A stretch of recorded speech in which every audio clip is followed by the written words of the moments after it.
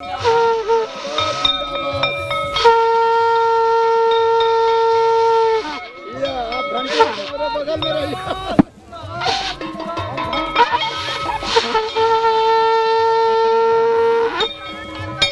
बीच बीच में शंख अगर नहीं बज रहा है तो यकीनन उन 5 मंत्रियों के लिए नहीं बज रहा है जो पीछे चल रहे हैं। 29 कुल मंत्रियों में से 5 मंत्री पीछे चल रहे हैं, बाकी 24 आगे चल रहे हैं। जेडीयू दफ्तर की ये तस्वीरें जहां पर घंटा घड़ियाल शंखनाद के साथ आगाज हो रहा है। जेडीयू एक नए रंग रूप में, वो नीतीश कुमार जिसको लेकर न जाने कितने तंज कसे गए। जनता ने यह साबित कर दिया है कि आज सुशासन की जीत हुई है और एक बार पुनः माननीय मुख्यमंत्री नीतीश कुमार जी के नेतृत्व में यह सरकार का गठन किया जा रहा है और बिहार की जनता ने एनडीए को बहुमत देकर साबित कर दिया है। पूरे जोश से लबरेज कार्यकर्ता आपको नजर आ रहे हैं। बलराम पांडे उनसे बातचीत कर रहे थे। शंखनाद हो रहा है। जेडीयू दफ्तर की ये तस्वीरें हैं। प्रधानमंत्री नरेंद्र मोदी और नीतीश कुमार की तस्वीरों के साथ वहां पर तमाम कार्यकर्ता पहुंचे हुए हैं और पहली बार भारतीय जनता पार्टी के दफ्तर में भी आशीष ऐसा हुआ था जब नीतीश कुमार की तस्वीरें नरेंद्र मोदी के साथ बीजेपी पटना दफ्तर में लगाई गई। देखिए, अभी का तो जो बिल्कुल आप ठीक कह रही हैं वो है, लेकिन अभी के जिस तरह के नतीजे आ रहे हैं, मैं सुबह से बोल रहा हूँ चित्रा, आप वहाँ पर कैंपेन कवर करके आ रही हैं।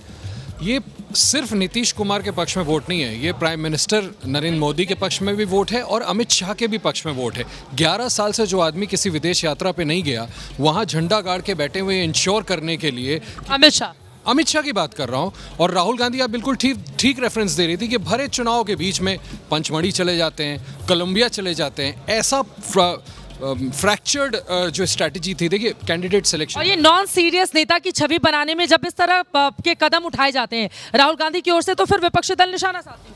देखिए, सिर्फ कांग्रेस ही नहीं, मैं इस पर भी आ रहा था कि अब आप देखिए आरजेडी में क्या हुआ। आप थोड़ी देर पहले खेसारी लाल यादव की बात कर रही थी, कहाँ से लड़ रहे हैं? छपरा से कौन लड़ा था? रोहिणी आचार्य, तेजस्वी यादव की बहन, उनको वहाँ प्रचार के लिए एक दिन जाने। आप देखिए, मल्टीपल लेवल पे इतना फ्रैक्चर्ड इनकी स्ट्रैटेजी रही, कैंडिडेट सिलेक्शन गलत रहा। अच्छा, उसके बाद फ्रेंडली फाइट भी कर रहे हैं आप आपस में।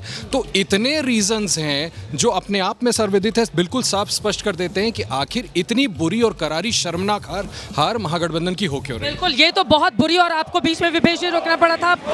मोदी मोदी के नारे लग रहे हैं। देखिए, औंटा सिमरिया पुल जिसको विकसित बिहार के एक नजीर के तौर पर रखा गया सामने, और बेगूसराय से ये बात भी मैं कहना चाहूंगी, जब बेगूसराय से मैं पटना आ रही थी तो जिस तरह के रोड वहां पर बनाए गए हैं, जिस तरह का विकास का काम, दर्शकों को जल्दी से बता दें, 2020 में जब हम लोग पहुंचे थे तो विकास की वो रफ्तार नजर नहीं आई थी। 2015 से 2020 के बीच अगर हम बात करें, हालांकि फिर से नीतीश कुमार मुख्यमंत्री बने थे भारतीय जनता पार्टी के साथ, लेकिन जब आप अभी बिहार जाएंगे 2020 से लेकर 2025 तक, तो एक बहुत बड़ा चेंज किसी भी हिस्से में, चाहे वो गांव खेड़ा का कोई इलाका हो, चाहे वो बड़े शहर हो, चाहे वो औंटा सिमरिया पुल के, जब आप होते हुए आएंगे तो आपको लगेगा कि बिहार कितना ज्यादा तब्दील हो चुका है और विकास की एक रफ्तार वहां पर महसूस की जा सकती है। बिल्कुल, नीतीश जब से आए हैं 2005 से ही, बल्कि मैं बताऊं कि ग्रामीण सड़कें बननी शुरू हो गई।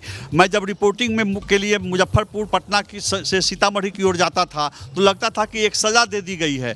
अब वहां पर सरपट 4 लेन सड़क बन चुकी है। तो ये नीतीश जब से आए हैं, बिजली की स्थिति में सुधार हुई है, सड़कों की स्थिति में सुधार हुई है, और जनता ये जानती है, मानती है कि यह सब जो हो रहा है उसमें नीतीश और मोदी की जो जोड़ी है उसका बहुत बड़ा योगदान है। जोड़ी का ये कमाल है।